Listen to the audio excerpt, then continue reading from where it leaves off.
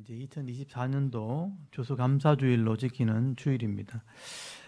우리가 늘 감사를 하지만 특별히 2024년도 한 해를 돌아보면서 이 시간 감사 예배를 드리는 시간입니다. 저도 바쁘게 막 이렇게 달려오다 보면 어느덧 이렇게 한 주 한 주, 한 달 한 달 지나가다 보니까 벌써 11월 달이 되었습니다. 이제 조금만 있으면 12월 달이 지나면 한 해가 또 이제 저물어 가게 되는데, 이제 발걸음을 멈추고 이래 돌아보면 하나님의 은혜가 있었다는 걸 다시 한번 생각하게 됩니다. 우리 가정을 하나님 지켜주셨고, 교회를 또 하나님 지켜주셨고, 나라와 민족 가운데 이런 지켜주시는 은혜와 복이 있었다는 것을 다시 한번 생각하게 됩니다. 여러분, 하나님께서 이 자기 백성과 언약을 하셨기 때문에 언약한 백성은 나를 잊어버리면 안 된다. 그래서 한 해라는 시간 안에 나를 기억해야 할 것을 가르치시면서 절기라는 규례를 주셨습니다. 그래서 이 규례를 주신 이유가 뭔가 이렇게 묵상을 해볼 때 우리가 그만큼 참 연약하다는 거예요. 이기적인 거예요. 분명히 하나님 주셨는데 시간을 지나다 보면 자꾸 잊어버리는 겁니다. 그래서 하나님이 그것을 잊어버리지 말라고. 왜냐하면 잊어버리면 은혜를 받을 수가 없어요. 그래서 은혜를 받으라고, 기억하라고 절기라는 규례를 주셨습니다. 그래서 이스라엘에게 약속하실 때 1년의 시간을 3번 나누어서 3대 절기를 주셨어요. 유월절, 맥추절, 초막절. 이 초막절에 해당하는 절기가 바로 이 추수감사주일 절기입니다. 그래서 이 초막절에는 하나님께서 주시는 이 양식들, 또 주로 과일들을 창고에 드리게 됩니다. 그래서 이걸 창고에 드린다. 그래서 수장절이라는 말로 쓰기도 합니다. 초막절은 초막, 그러니까 풀로, 나무로 풀로 초막을 지어놓고 절기를 지킨다고 해서 초막절이라고 그랬거든요. 이스라엘 백성들이 과거 애굽에서 나올 때 광야에서 초막을 지어놓고 40년을 지냈다는 거예요. 그걸 기억하는 절기가 초막절이에요. 근데 그런 사람들에게 양식을, 땅을 주시고 양식을 주신 거죠. 창고에 드리게 하신 거죠. 그래서 감사에도 수장절을 지키는 겁니다. 그래서 1년 동안 우리에게 주시는 열매를 하나님께 내어놓고 감사를 드리는 절기가 바로 이 초막절이고 오늘 추수감사주일입니다. 그래서 신명기 16장 13절 이하에 보시면요, 초막절을 지킬 때 이렇게 하라고 되어 있어요. 너희 마당과 포도주 틀에 소출을 거두어 드린 후에 1회 동안, 일주일 동안 초막을 지킬 것이요. 절기를 지킬 때 너와 네 자녀와 노비와 너희 성중에 거주하는 레위인들과 종교인들과 또 고아와 과부와 또 가난한 자들과 함께 즐거워하라고 되어 있습니다. 네 하나님 여호와께 택하신 곳에서는 1회 동안, 일주일 동안 네 하나님 여호와 앞에 절기를 지키고 네 하나님 여호와께서 네 모든 소출과 네 손으로 행한 모든 일에 복을 줄 것이니 너는 온전히 즐거워할지니라. 너희 가운데 모든 남자는 1년에 3번 곧 무교절, 칠칠절, 초막절에 네 하나님 여호와께서 택하신 곳에서 여호와를 배웁되 빈손으로 여호와를 배웁지 말고 각 사람이 네 하나님 여호와께 주신 복을 따라 그 힘대로 드릴지니라. 그렇게 기록이 되어 있습니다. 하나님이 주신 것을 기억하라는 거예요. 다 주셨지만 하나님께 예물을 바칠 때 하나님께서 주셨다는 것을 기억하는구나. 내 백성이구나. 그래서 복을 주시겠다는 것입니다. 이게 초막절, 이 추수감사절의 근거입니다. 성경적인 근거죠. 근데 성경적인 근거는 이제 신명기에서 있지만 이 추수감사주일이라는 것은 영국에 있는 청교도들이 이 형식화되고 캐톨릭처럼 또 정교처럼 형식화되어가는 이 신앙의 핍박을 받게 될 때 종교의 자유를 찾아서 배를 타고 메이플라워라 하는 배를 타고 다른 대륙을 찾아 떠나게 됩니다. 그때 아메리카 대륙에 처음 도착했을 때 아무것도 없는 땅에 도착해서 겨울에 도착했기 때문에 많은 사람이 죽게 되고, 그 다음에 처음 씨를 뿌려서 다음 해 양식을 처음 거둘 때 너무 감사해서 교회를 짓고 학교를 짓고 집을 짓고 그 다음에 그 추수한 양식을 모아놓고 감사 예배를 처음 드리게 됩니다. 그게 추수감사주일, 그게 첫 출발이었습니다. 그래서 이 초막절의 절기처럼 하나님 주신 것에 감사하자 해서 이 추수감사주일 예배를 드리게 된 것입니다. 사실 하나님께서 주신 것이 많고 우리나라도 마찬가지죠. 조상들이 농사를 지어서 양식을 얻고 또 산에서 들에서 이렇게 과일들을 얻었을 때 이게 하나님 주신 건데 하나님을 모르니까 하늘이 줬다, 땅이 줬다, 하늘신, 땅신, 그리고 조상들이 언덕을 베풀었다. 조상신에게 막 제사를 드렸단 말이에요.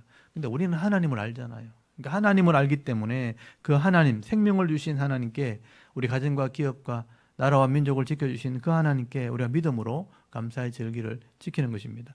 그래서 이거는 기억을 해야 되는 거예요. 여러분이 내가 지금 살아가는 것이 하나님의 은혜구나. 내가 하루하루 바쁘게 살다 보면 또 인생의 문제 속에 막 내가 마음이 뺏기다 보면 자꾸 잊어버리게 되고, 하나님이 나를 지켜주셨는데, 도와주셨는데 모른 척하고 살아갈 때가 많다는 것입니다. 그래서 우리가 이런 절기를 맞이할 때마다 하나님께서 나를 지켜주셨구나. 은혜를 모르는 사람들은 그냥 자기 잘못에 살겠지만, 하나님의 은혜를 아는 사람들은 진심으로 감사하시면서 하나님께 영광을 돌리시면서 여러분이 믿음으로 사실 수 있기를 바랍니다. 한번 돌아보십시오. 이 나라를 하나님 지켜줬잖아요. 지금 불평도 많지만 사실 여러분 세상을 좀 돌아보면, 저도 이제 친구들이 있고 선교사님들이 있고 이제 세상의 소식을 많이 듣거든요. 근데 우리나라만큼 이렇게 안전하고 시스템이 잘 돼 있는 나라가 없어요.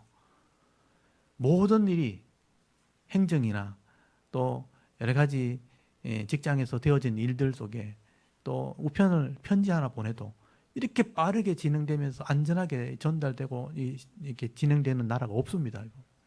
이게 다 하나님 주신 은혜로, 그러니까 하나님 주신 은혜 속에 우리가 있기 때문에 그런 거예요. 대한민국이 태어난 것을 여러분 감사하셔야 돼요. 지금 우크라이나도 그렇고 가자 지구도 그렇고 지금 뭐 전쟁의 소식이 계속 들려오잖아요. 그 전쟁터에서 두려워 떨고 있는 그런 백성들, 또 종교의 자유가 없는 그런 땅 가운데, 신앙의 자유가 없어서 예배를 드리지 못하는 그런 땅이 이 땅 가운데 너무 많은데도 불구하고 우리는 은혜 안에 이 대한민국에 살고 있는 겁니다. 여러분이 감사하셔야 돼요. 마음대로 이런 나라를 다닐 수 있고 여행할 수 있고 또 밤거리를 다닐 수 있고, 이게 얼마나 큰 은혜인지 모릅니다. 미국에 있는 사람이나 유럽에 있는 사람들이 한국에서 제일 놀라는 게 뭐냐면, 여자아이들이 밤에 돌아다니는 거예요. 외국인은 절대 그렇게 못합니다. 여자아이들이 밤에 다니는 게, 우리는 평소에 그냥 다니는데 외국 사람들은 그게 이해가 되지 않는다. 어떻게 저렇게 다닐 수 있나. 이 나라가 그만큼 안전하다는 거예요. 그게 감사하셔야 됩니다. 이게 너무나 감사한 거예요. 또 우리 교회에서 섬기면서 은혜를 나누면서 또 하나님 말씀을 배울 수 있고, 특별히 66권의 말씀을 다 배울 수 있는 이 교회에 같이 예배 드린다는 것도 감사하셔야 됩니다. 많은 교회들이 있지만 하나님의 말씀을 이렇게 66권을 하나하나 설명하면서 가르치는 교회가 많지 않습니다. 이 교회에서 말씀을 잘 배우셔서 이 말씀을 따라 믿음을 가지고 그 믿음대로 살 때 하나님 말씀에 기록되어진 그런 복을 받는 그런 성도들이 되실 수 있길 바랍니다. 이게 기회거든요. 인생 중에 이런 기회를 받았으니까 시간이 있을 때 말씀을 잘 배우시면 여러분 인생 가운데 분명히 은혜가 있게 됩니다. 제가 인생을 투자해서 제가 테스트 해본 거예요. 제가 인생의 가장 이 귀한 시간들을 제가 다 투자해서 확인해 본 결과 이게 진리고 맞다는 확신을 제가 들었기 때문에, 여러분도 이 말씀을 차근차근 정말 잘 배우셔서 바른 신앙, 바른 믿음 생활할 때 정말 성경에 기록되어 있는 이런 행복한 그리스도인들이 다 되시길 바랍니다. 하나님께서 여러분에게 건강을 주셨고, 그래서 직장을 얻게 하셨고, 일하게 하셨고, 또 먹고 마시고 또 나눠주고 섬기며 즐길 수 있도록 하신 것, 여러분 다 하나님의 은혜입니다. 하나님 누리게 하신 것도 은혜죠. 음식을 먹으면서 소화해서 화장실에서 편하게 볼일 볼 수 있는 것, 이게 은혜입니다. 우리 집에 아픈 환자가 생겼을 때 그걸 아는 거예요. 이게 보통 은혜가 아니구나. 음식을 편하게 먹는 것도 은혜예요. 입에 상처가 하나 생겨도 음식을 제대로 못 먹잖아요. 나중에 몸에 문제가 생기면요, 제대로 변이 나오질 않는 거예요. 이거 하나 제대로 나오는 것도 은혜인 거예요. 근데 이게 다 은혜고, 평상시에 자연스럽게 행동한다면 이게 하나님 주신 은혜라는 것을 여러분 꼭 기억하실 수 있기를 바랍니다. 그래서 이 모든 것이 사실 하나님의 은혜입니다. 여러분, 사도 바울이 남들이 하지 못하는 엄청난 일을 하고 많은 존경을 받을 만한 그런 사람이었지만, 이 사도 바울에게 마지막에 나이가 들었을 때 마지막 고백한 게 뭐냐면요, 이게 내가 한 게 아니다, 이게 다 하나님의 은혜다, 그렇게 고백했어요. 남들이 하지 못하는 엄청난 일을 한 사람이에요. 근데 이게 내가 한 게 아니라 하나님의 은혜라. 고린도전서 15장 9절 이하에 보면요, 나는 사도 중에 가장 작은 자라, 그렇게 고백합니다. 내가 나 된 것은 하나님의 은혜로 된 것이니 내게 주신 그의 은혜가 헛되지 아니하여 내가 모든 사도보다 더 많이 수고하였으나 내가 한 것이 아니요 오직 나와 함께 하신 하나님의 은혜로라. 나와 함께 하신 하나님의 은혜로라. 바울이 그렇게 고백한 거예요. 이게 우리가 고백해야 될 말이에요. 우리는 바울처럼 그렇게 대단한 사람도 아니면서 내가 한 것처럼 살아가잖아요. 다 내 것인 것처럼 살아가잖아요. 근데 하나님의 은혜로 우리가 살아가는 거예요. 오직 나와 함께 하신 하나님의 은혜로다. 이거 하나 또 오늘 기억하셔야 돼요. 이거 하나만이라도 기억하셔야 돼요. 나와 함께 하신 하나님의 은혜로다. 카리스투 데우. 카리스가 은혜거든요. 카리스투 데우. 하나님의 은혜다. 하나님의 은혜로 내가 지금 살아가고 있는 거다 하고 고백을 해야 되는 겁니다. 올해 지금 주신 은혜 감사하는 것은 작년의 감사와 다른 거죠. 올해는 올해 감사를 하셔야 되는 거예요. 올해도 한 해를 돌아보시고 여러분의 각자의 삶을 돌아보시고 여러분 감사하시고 이 나라와 이 교회와 가정과 내 자신에게 주신 이 은혜를 여러분 감사하는 성도가 되실 수 있기를 바랍니다. 오늘도 생명을 주신 이 하나님께 감사하시고 또 섬길 수 있고 또 의지할 수 있는 부모님을 주신 것도 감사하시고 또 가족들과 형제와 또 성도님들을 주신 것도 감사하시고 또 우리에게 주신 것을 가지고 함께 먹고 마시며 즐거워하는 이런 삶을 살아갈 수 있도록 은혜 베풀어 주심에 여러분 감사하면서 행복한 그리스도인의 삶을 살아갈 수 있는 저와 여러분의 영적인 삶의 모습이 되실 수 있기를 바랍니다. 아멘.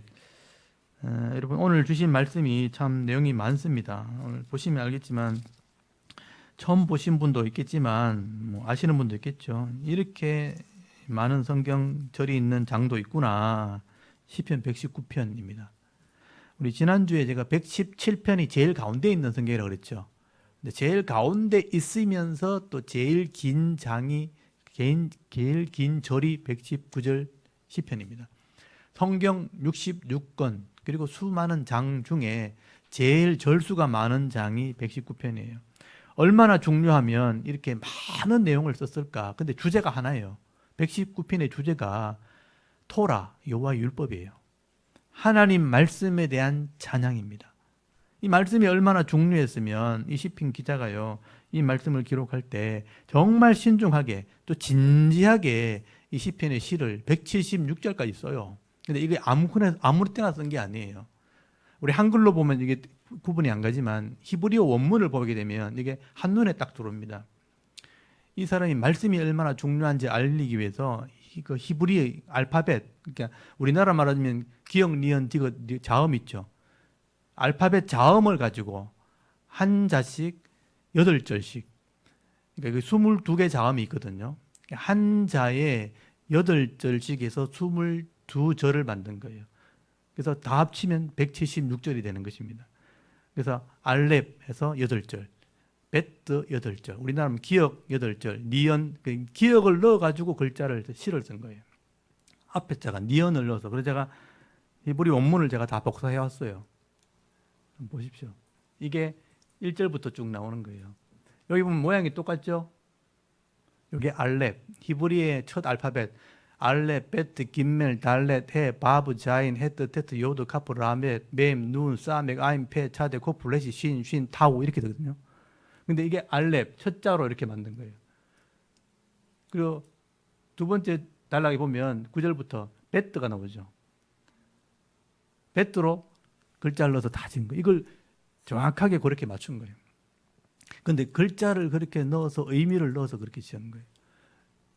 김멜 딱 주죠. 25절 달렛, 다윗 할 때고 달렛이죠. 달렛, 해, 바브, 자인, 헤트, 테트, 요드, 카프, 라멧, 맴, 눈, 사멕, 아인, 페, 차데, 코프, 레시, 신. 여기 신이 있고 쉰이 있거든요. 점이 왼쪽에 있으면 신이고요. 오른쪽에 있으면 쉰이에요. 신, 글자가 똑같죠. 점만 다르죠. 그래서 같이 썼어요. 신, 그리고 타부, 여기 마지막이에요. 여기 22자를, 절자를 똑같이 앞에 자를 8절씩 다 만든 거예요. 보통 기술이 아니죠. 정말 신중하게 썼다는 것을 알 수가 있는 거예요. 그래서 제가 이 시편 119편 한글로 보면 이게 모르니까 이 시편 기자가 정말 정교하게 이 말씀의 의미를 기록했다는 것을 여러분 기억을 하셔야 되는 거예요. 그래서 이렇게 글자의 알파벳 순서로 쓰는 이 문체를 답관체라 그래요. 답관체. 이 답관체로 쓴 시가 여러 군데 있는데 이 시편 119편이 대표적인 시입니다. 그리고 이 시편 기자가요, 이 한 절 한 절마다 율법이란 단어를 다 집어넣은 거예요. 176절 전부 한 절씩 다 율법이란 단어를 다 집어넣은 거예요. 그러니까 알파벳 순서로 쓰면서 그 한 절마다 단어 속에 이 말씀이란 단어를 다 집어넣은 거예요. 그러니까 176번 말씀을 얘기한 거예요. 그러니까 이게 굉장히 비중을 차지하는 무겁다는 뜻이에요. 그래서 여기 율법, 토라, 규례, 계명, 법도, 교훈, 증거, 주의 도, 또 뭐 판결, 판단, 이런 의 이런 단어를 다 쓴 거예요. 그러니까 이런 단어를 하나씩 바꿔가지고 176절까지 다 집어넣은 거예요. 과연 누가 이렇게 세밀하게, 정교하게, 정확하게 이 모든 것을 다 기록할 수 있겠는가? 아무리 생각해봐도 학자들 중에 그런 사람이 없는 거예요. 그래서 이제 대부분의 학자들은 그 바벨론 포로기 이후에 이 시편을 정리했거든요. 그때 학사 에스라가 썼을 거다 하고 이제 주장을 합니다. 대부분 그렇게 인정을 해요. 제사자 겸 학사 에스라가 아마 이렇게 썼을 거다. 그 학사 에스라의 기록한 시라고 우리가 보통 인정을 합니다. 그리고 이 성경의 장중에 이게 제일 긴 절이기 때문에 하나님 말씀이 그만큼 중요하고 성도들은 절대로 이걸 소홀히 여기면 안 된다 하는 의미가 이미 글자 안에 이미 글자 속에 이미 들어있는 거예요. 그래서 이 시편 119편도 지금 오늘 한 시간에 다 다루기엔 너무 많기 때문에 제가 한 단락씩 중요한 말씀만 제가 다루려고 해요. 그래서 이게 시간이 한 2시간 걸리겠다 싶은데 실제는 그렇게 안 걸립니다. 금방 할 겁니다. 그래서 너무 염려하지 마시고 또 우리 끝나고 식사를 같이 하기로 이야기되어 있기 때문에 편안하게 들으시면 되겠습니다. 그래서 우리 한 단락씩, 그러니까 22단락이죠. 22단락도 같은 것이 있기 때문에 제가 줄여서 할 겁니다. 일단 1절에서 8절까지 우리가 읽었던 단락이죠. 그게 알렙으로 시작한 거죠. 알렙으로 시작하는데 여기에는요, 하나님 말씀을 우리가 행하게 될 때 그 말씀에 있는 복이 임하게 된다는 내용을 기록을 하게 돼요. 여러분 1절 2절 한번 보세요. 119편 1절 2절 행위가 온전하여 여호와의 율법을 따라 행하는 자는 복이 있음이라 이렇게 돼 있죠. 여호와의 증거를 지키고 전심으로 여호와를 구하는 자는 복이 있도다. 여러분 거기 1절 한번 펴보시겠어요? 여기 보시면 여러분 이거 보면 글자로 안 보이죠? 제가 히브리 처음 배울 때 너무 신기하고 재밌어가지고 열심히 했습니다. 여기 이제 복이 있다. 에셀이라는 복이 있다 하고 나서 여기 보면 토라, 여호와의 토라가 율법이거든요. 행위 완전하여 이게 나오죠. 여호와의 율법을 따라 행하는 자, 여호와의 토라를 따라서 행하는 자가 복이 있다.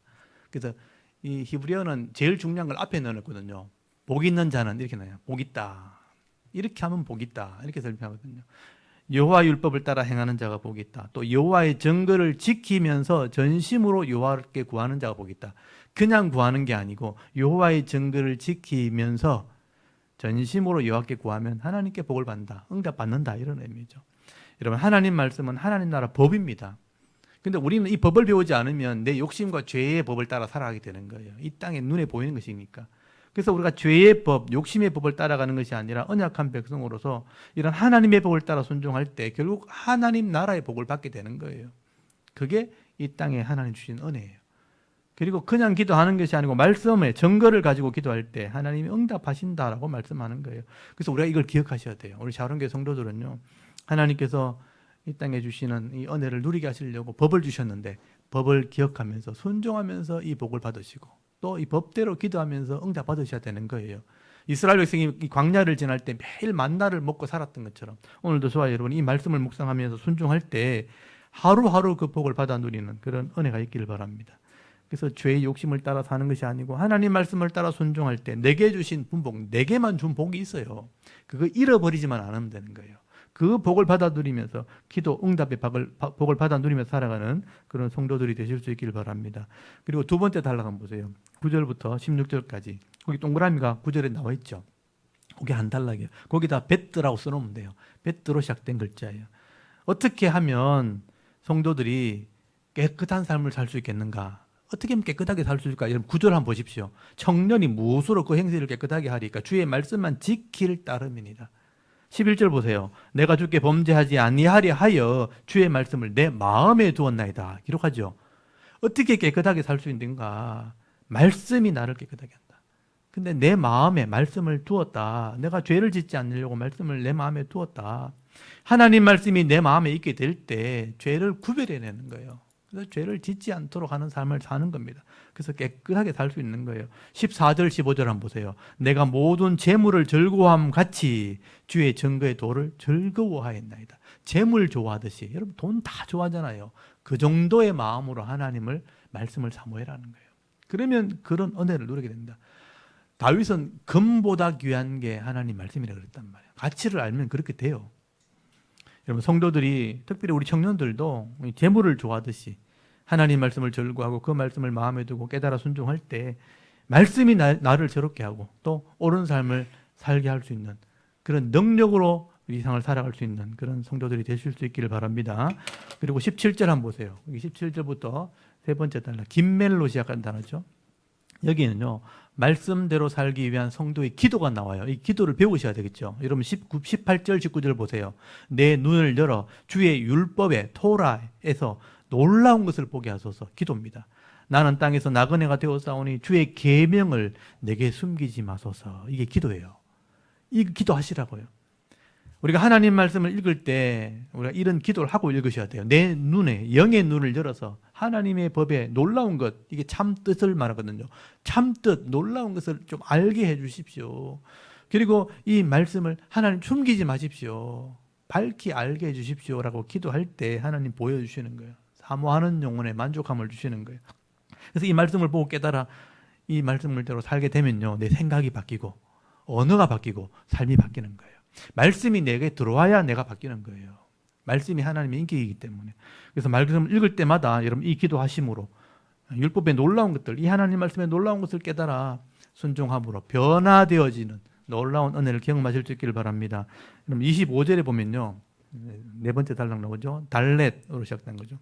영혼을 위한 기도가 기록되어 있습니다. 25절에 보면 내 영혼이 그랬죠. 내 영혼이 진토의 진흙 흙에 붙어 싸우니 주의 말씀대로 나를 살아나게 하소서. 여기 진토에 영혼이 붙었다는 게 뭐냐면요, 죽게 되었다. 이러면 흙 속에 들어가면 사람 죽잖아요.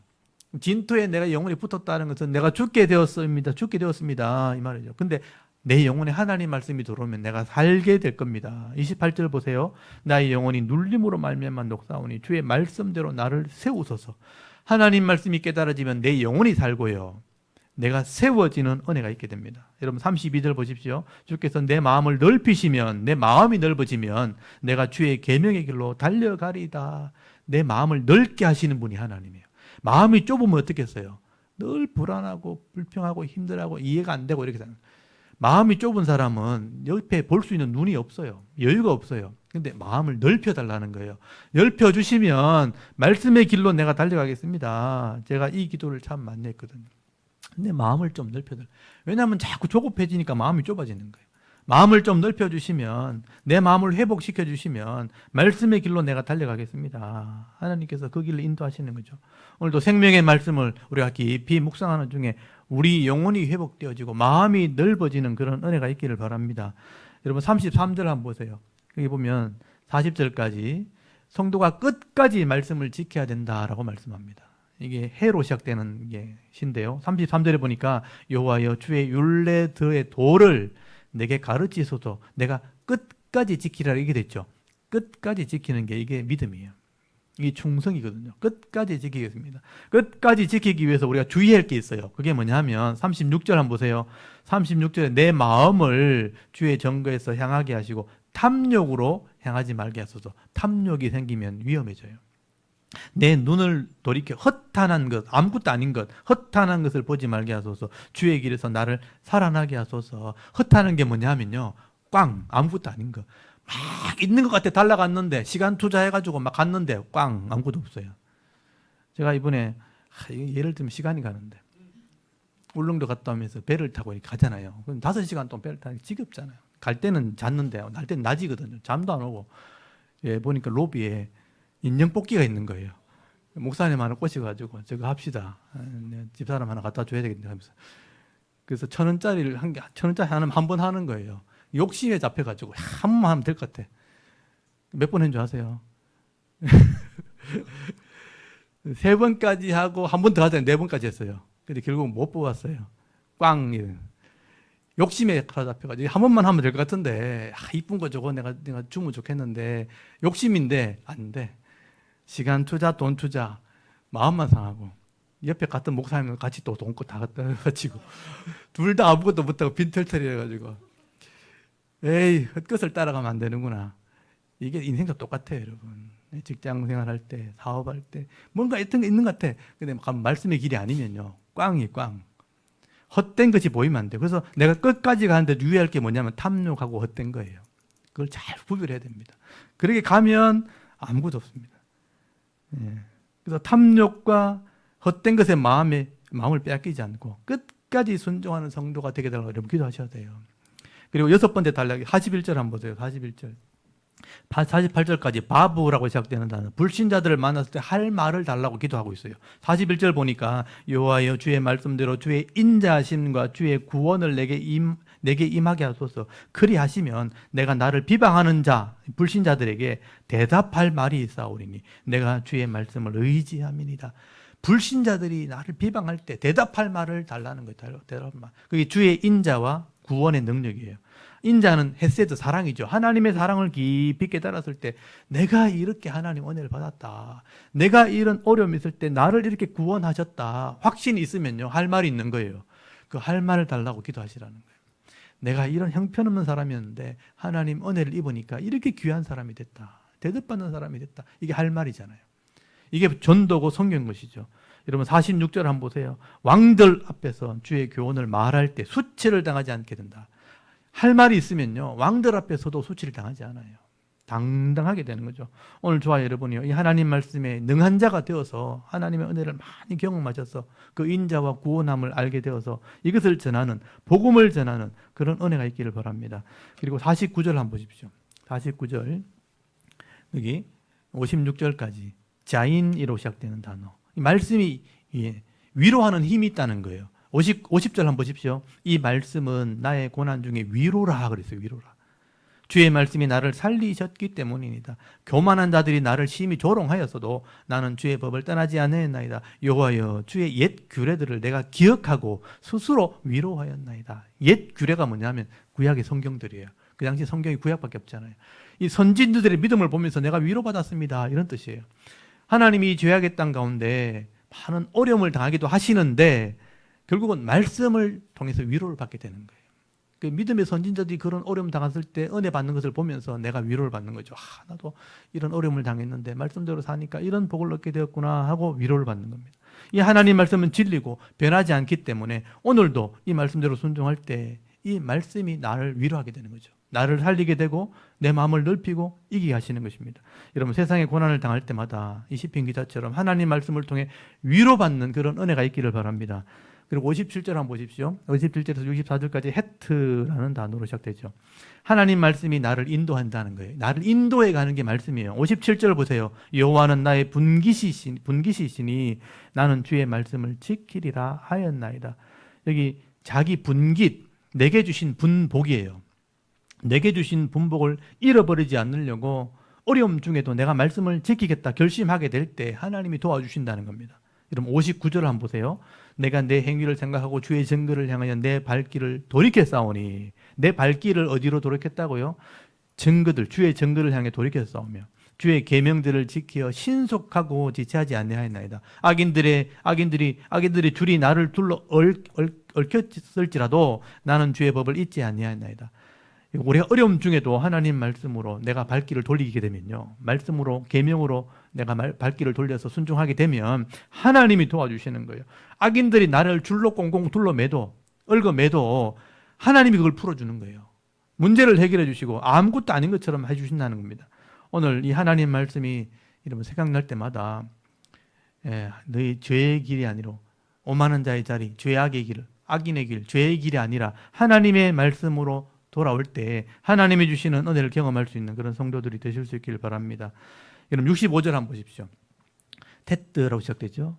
고난의 유익이 되는 게 말씀이에요. 이건 중요한 말씀이죠. 67절 보세요. 고난 당하기 전에 내가 그릇 행하였더니 이제 주의 말씀을 지키나이다. 고난 당하기 전에 몰랐다는 거예요. 근데 고난 당하면서 알게 됐다. 그게 71절 보시면 고난 당한 것이 내게 유익이라. 이로 말미암아 내가 주의 율례를 배우게 되었다. 고난으로 끝나면 끝이지만 고난을 통해서 율례를 배우는 거예요. 아, 말씀대로 하면 이게 회복되는구나. 말씀대로 안 하면 이렇게 되는구나. 이걸 배우는 거 중요한 거죠. 이게 신앙이에요. 그래서 저는 이 고난을 통해서 율례를 배운 거예요. 율례를 배우게 되면 하나님이 우리에게 은혜 베풀어 주십니다. 하나님은 항상 합력해서 선이 되게 하시는 분이에요. 좋은 것도 주시지만 나쁜 것도 준다는 거예요. 근데 합력해서 결국 선이 되게 하시는 분이 하나님이에요. 그래서 성도는 고난도 유익이 됩니다. 사실은요. 고난이 나를 강하게 하고 더 위에 성숙함으로 나가게 하는 거죠. 그래서 고난을 통해서 말씀을 깨닫게 하옵소서. 그러면 여러 가지 어려움과 불평거리 속에서도요, 여러분 하나님 말씀을 의지하게 될 때 도리어 감사하는 그런 삶을 살아가는 그런 은혜가 있기를 바랍니다. 그리고 10번째 단락, 우리 73절부터 거기 80절까지 요두로 시작되는 단어죠. 주의 말씀을 의지하는 자들을 하나님께서 지키신다는 거예요. 여러분 74절 한번 보십시오. 주를 경외하는 자들이 나를 보고 기뻐한다. 기뻐하는 것은 내가 주의 말씀을 바라는 까닭입니다. 내가 하나님 말씀을 바라고 막 순종하면요, 주를 경외하는 자들, 더 성숙한 사람들이요, 나를 보고 기뻐한다는 거예요. 그러니까 동력대가 된다는 거예요. 여러분 말씀대로 내가 살려고 애쓰면요, 먼저 살았던 믿음의 선배들, 믿음의 신앙의 선배들이 그걸 보고 같이 도움을 줍니다. 알기 때문에 동력자를 만나게 되는 복이 있다고 말씀하는 거예요. 내가 하나님 말씀대로 순종하면 결국 하나님의 경외하는 자들을 자꾸 만나게 되는 거죠. 그게 은혜라는 거죠. 우리 샤론교회 성도는 그런 은혜가 있으면 좋겠어요. 하나님을 경외하는 자들이 자꾸 모이면 말씀의 능력을 자꾸 경험하게 되는 거죠. 그래서 믿음의 동력자를 만나게 됩니다. 그리고 78절 한번 보세요. 교만한 자들이 거짓으로 나를 엎드러뜨렸으니 그들이 수치를 당하게 하소서. 나는 주의 법도들을 작은 소리로 엎조리이다. 주를 경외하는 자들이 내게 돌아오게 하소서. 그리하시면 그들이 주의 증거를 알리이다. 교만한 자들이 나를 괴롭히고 나를 수치를 당하게 하고 막 힘들게 할 때 주를 경외하는 자들이 내게 돌아오게 하소서.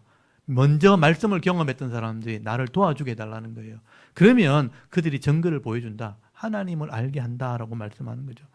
교만한 자들 거짓으로 나를 힘들게 합니다. 다 거짓으로 나를 힘들게 하는 거예요. 그래서 하나님을 경외하는 자들 통해서 나를 도와주시게 될 때 이것도 이기게 되는 은혜가 있게 되는 것입니다. 여러분 오늘도 이 하나님 말씀을 따라 변함없이 순종함으로 여러분이 믿음의 동력자들과 함께 승리하는 삶을 사실 수 있기를 바랍니다. 그리고 11번째 단락, 그리고 이 카프와 라멕 11번째 단락과 12번째 단락은 사실 같은 내용, 연결되어 있는 단락입니다. 그래서 81절부터 96절까지예요.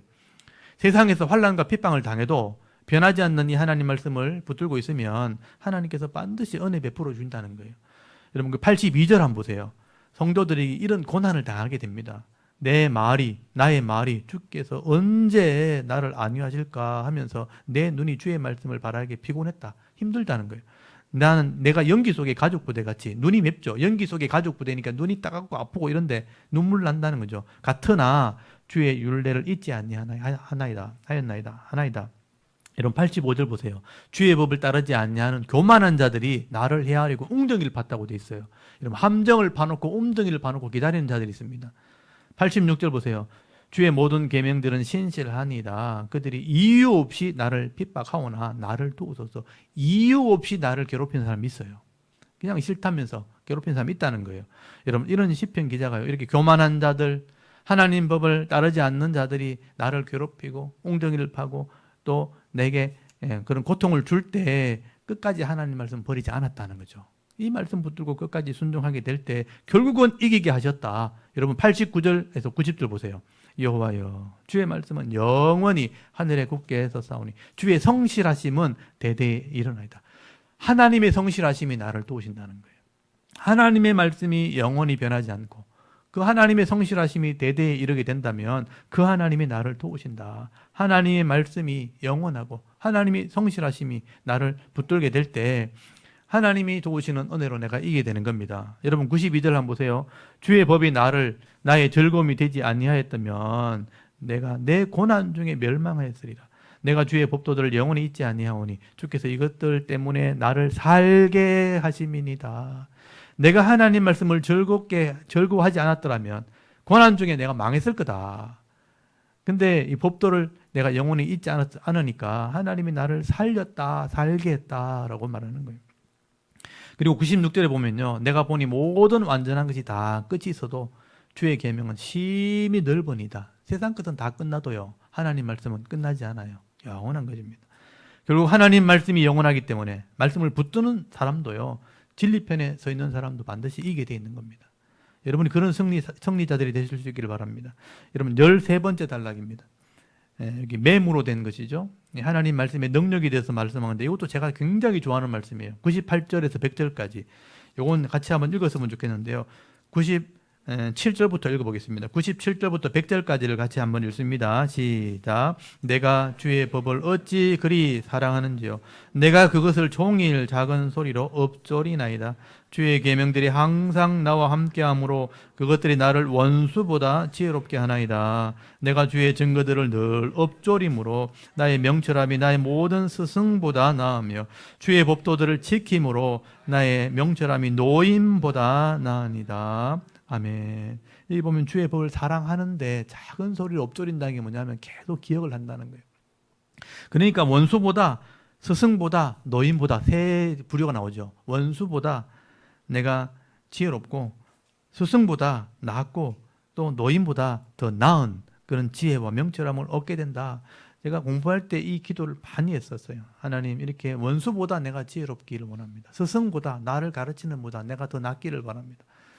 또 많은 경험 있는 노인보다도 내가 더 명철을 얻기를 원합니다. 기도하면 필요한 분에게 주시는 거예요, 하나님. 그리고 104절 보세요. 주의 법도로 말미암아 내가 명철하게 되었으므로 모든 거짓 행위를 미워하나이다. 주의 법도를 알게 되면요, 죄를 알게 돼요. 그걸 싫어하게 돼요. 미워하게 돼요. 그래서 이기는 겁니다. 이게 삶의 능력이죠. 여러분, 말씀을 통해 이 능력의 삶을 사셔야 되는 겁니다. 오늘 이 샤론교회 성도들이요, 누가 이기게 하려고 막 끌고 간다고 이겨지는 게 아니에요. 스스로 이겨야 되는 거예요. 스스로 말씀을 깨달아서 능력을 내가 얻고 그 죄를 이기는 능력으로 늘 이기는 삶을 사실 수 있기를 바랍니다. 여러분 105절부터 112절까지 눈으로 시작되는 여기도 중요한 단어가 105절이에요. 주의 말씀은 내 발의 등이요 내 길의 빛이니다. 많이 들어보셨죠? 105절 말씀, 119편 105절 말씀. 하나님이 이 말씀을 통해서 내 앞을 비춰준다는 거예요. 앞을 보게 한다는 거죠. 발등 앞에, 내 바로 앞에 이것을 등으로 비춰주고 내 먼 길, 미래까지 빛으로 비춰준다. 그렇게 말씀하는 거예요. 하나님이 그래서 선한 길로 인도하시는 거죠. 앞이 보이니까 실족하지 않고 무너지지 않고 그 길을 가게 하는 거죠. 선한 길을 가게 하시는 분입니다. 말씀으로 빛으로 우리를 인도하시는 분입니다.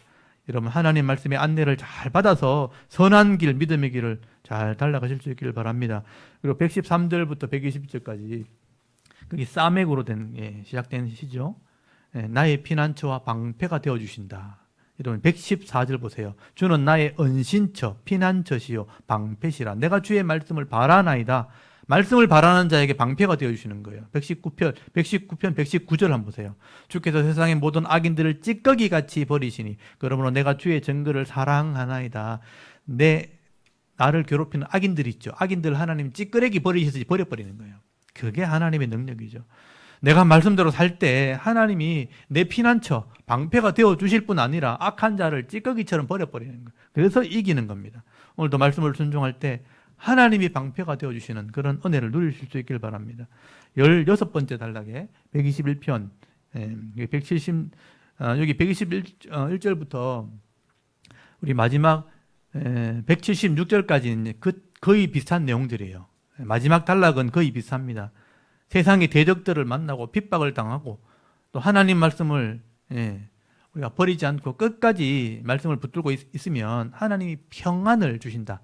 핵심이 평안이에요, 평안. 여러분 121절 한번 보세요. 내가 정의와 공의를 행하여 싸우니 나를 박해하는 자들에게 나를 넘기지 마옵소서. 여기 공의와 정의 보이죠? 여기 말씀이에요. 136절 그들이 주의 법을 지키지 아니하므로 내 눈물이 시냇물 같지 않으나이다. 눈물이 시냇물같이 흐른다는 건 뭐냐면 괴로운 인생을 산다는 거예요. 153절 보세요.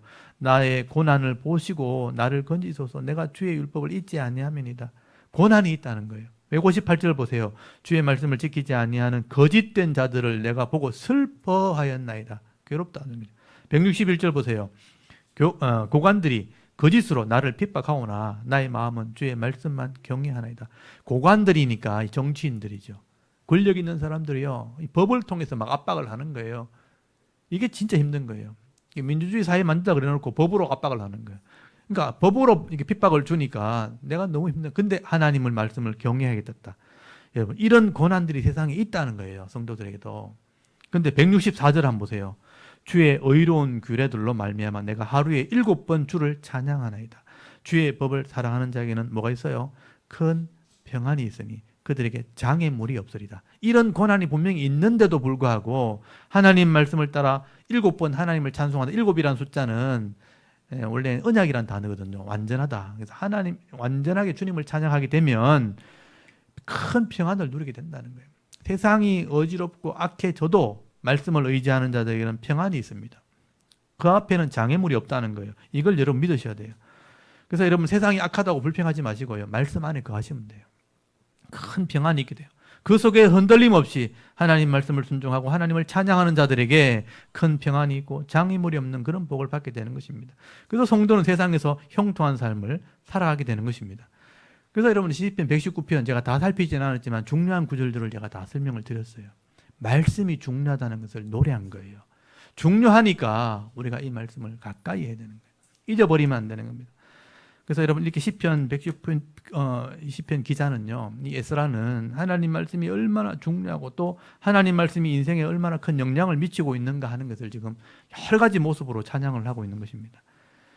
제가 간단하게 살펴보았지만 오늘 저와 여러분이요, 이 시편 119편 이 말씀들을 묵상하면서 하나님 말씀을 더 사랑하고 더 귀하게 여기면서 이 말씀을 따라 순종하며 살아갈 때 하나님께서 이 말씀에 약속하신 이 말씀에 기록된 이 복을 다 받아 누리시는 정말 행복한 그리스도인으로 남은 생애를 살아가는 저와 여러분의 이런 영적인 삶의 모습이 되실 수 있기를 주의 이름으로 축원합니다. 아멘. 성찬 예식을 행하도록 하겠습니다. 말씀을 들었으니